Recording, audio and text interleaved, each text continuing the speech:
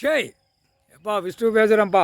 பிள்ளைகளுக்கு நீதியை கொடுத்துட்டாரு, நியாயத்தை கொடுத்துட்டாரு, தர்மத்தை அண்ணி வாங்கிருச்சு பார்வதி அம்மா. சந்தோஷம். நாகராஜனுக்கு விஷவாயு தன்மை கொடுக்காரு, அதையும் கொடுக்காரு. விஷவாயு தன்மைனா விஷத்தை உலகம் பூரா சுற்றுவான். சுத்தையில் அந்த விஷவாயு உடையில் மானிட நாக்கை வெளியே கொண்டு வருவார். முக்கால் சத்தியம். நாக்கை வெளியே கொண்டு வரையில் உதறுவான், காலை ரெண்டையும் இழுப்பான். அந்த கணக்கு தான் விடுவார். நாகராஜனுக்கு தப்பு செஞ்சான்ல, 5 தலை நாகத்தை 4 தலையை கிள்ளிட்டு மாலையை போட்டு ஆடுதான் பூரா அந்த வர்க்கங்கள். அப்போ அந்த வர்க்கத்தை பூரா அந்த செம்மத்தில் சொல்லி முடிச்சிருவார். முக்கால் சத்தியம். பிள்ளைகளுக்கு கொடுத்த வரோம். சந்தோஷமாப்பா. விஷ்ணு பேசுகிறேன். அப்புறமா சந்தோஷம் ரொம்ப சந்தோஷம். நீதி வாங்கிட்டான் இளையவன்.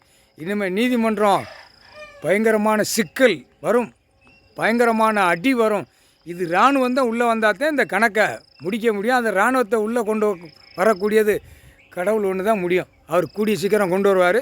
ஆடாத ஆட்டம் ஆடுதான். தமிழ்நாடும் டெல்லியும் சீக்கிரமாக பார்டர் போட்டு அடைச்சிருவாங்க. வானரப்படைகள் இராணுவ வீரர்கள் அடைச்ச உடனே தூக்கி அப்படியே கம்பியை பழுக்க வச்சு இழுக்க விடுவார். விடமாட்டார்.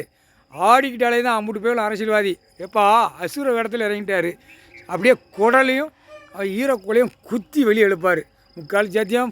பதவி கொடுத்தது சந்தோஷம்ப்பா. விஷ்ணு காக்கம்பா வந்துட்ட. பிரமா சந்தோஷமா? சரி ரைட்ரு, அவ்வளோதான். நம்ம உட்காந்து 7 ஜென்மமாக தப்பு செஞ்சிட்டோம். இப்போ இன்னுமே நம்ம தான் கணக்கு விடணும். முக்கால் சத்தியம்ப்பா.